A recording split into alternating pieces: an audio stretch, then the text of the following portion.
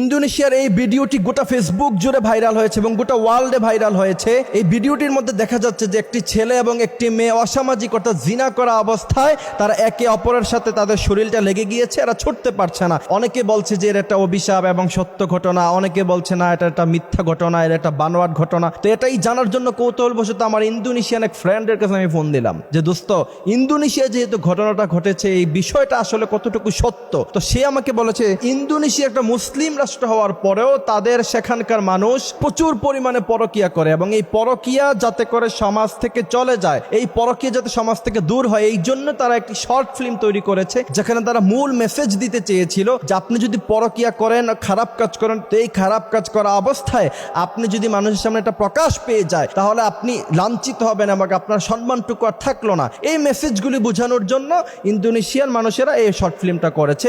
এটা মূলত একটা অভিনয় ছিল, এটা কোনো সত্য ঘটনা ছিল না। এইটা জানার কৌতূহল আমার সবচেয়ে বেশি লেগেছে এই কারণে, কারণ বিশ্বনবী সাল্লাল্লাহু আলাইহি ওয়াসাল্লাম তিনার উম্মতদের জন্য দোয়া করেছিলেন কয়েকটি দোয়া। তার মধ্যে একটা দোয়া ছিল আমার উম্মতরা যখন গুনাহ করবে, গুনাহ করার সাথে সাথে যেন আল্লাহ পাক তাদেরকে আযাব না দেয়। আপনি দেখেন অন্যান্য নবী আলাইহিস সালামের উম্মতেরা গুনাহ করেছে। ওয়ালুতান ইয ক্বালা লিকাওমিহি, লূত আলাইহিস সালামের উম্মতেরা যখন লাতাতুনাল ফাহিশা, এরা যখন ফাহিশা কাজের মধ্যে যুক্ত হয়ে গিয়েছিল, প্রচন্ড পরিমাণে এরা সমকামিতায় যখন লিপ্ত হয়ে গিয়েছিল, আল্লাহ পাক তখন তাদেরকে আকাশের মধ্যে এভাবে উঠায়া আবার জমিনের মধ্যে এমন ভাবে তাদেরকে আছাড় মেরেছে, গোটা উম্মত একসাথে ধ্বংস হয়ে গিয়েছে। তো মুহাম্মদ সাল্লাল্লাহু আলাইহি সাল্লাম তিনার উম্মতদের অপরাধের কারণে এইভাবে সমূলে ধ্বংস করতে নিষেধ করেছেন। আরেকটি হচ্ছে কি, সাথে সাথে যেন আল্লাহ পাক আযাব না দেয়। আরেকটি দোয়া মুহাম্মদ সাল্লাল্লাহু আলাইহি ওয়াসাল্লাম করে গিয়েছিলেন যাতে করে উম্মতে মুহাম্মদের চেহারা বিকৃত না হয়ে যায়। এবং বিশ্বনবী সাল্লাল্লাহু আলাইহি ওয়াসাল্লামের আগের অনেক নবীদের উম্মতদের চেহারা বিকৃত হয়েছে।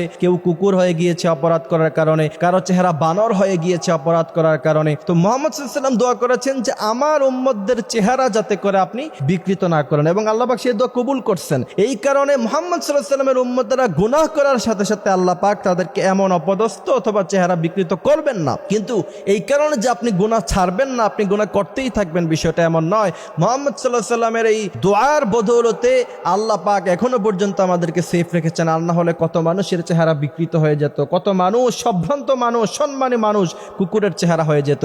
এই জন্য প্রিয় ভাইয়েরা আমার, অবশ্যই আমাদেরকে এই খারাপ কাজ থেকে এবং সমাজের অনৈতিক কাজ থেকে আমাদেরকে বিরত থাকতে হবে।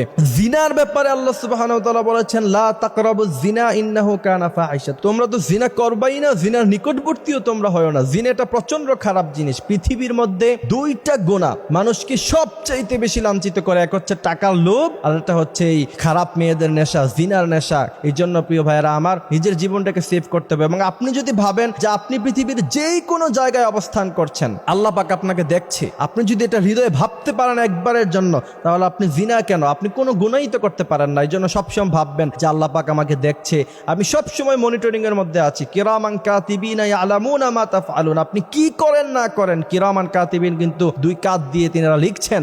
এই জন্য প্রিয় ভাইয়েরা আমার, আল্লাহ পাক আমাদেরকে কথাগুলি বোঝার তৌফিক দান করুক, আমিন।